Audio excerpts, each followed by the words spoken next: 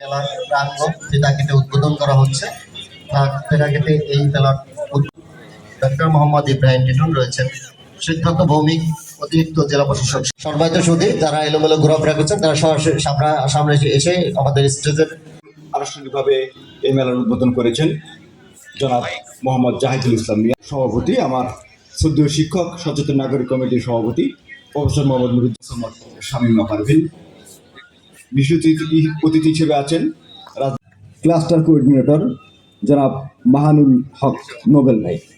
নানা অভিজ্ঞতা আছে, আমি ওই অভিজ্ঞতা যাব না। আমি তথ্য অধিকার আইন এটা এই বিষয়ে একটু বলতে চাই।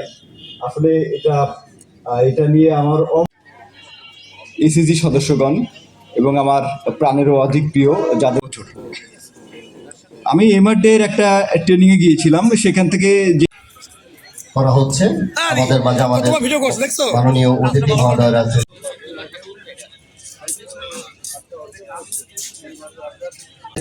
এখানে আসার জন্য অনুরোধ করছি।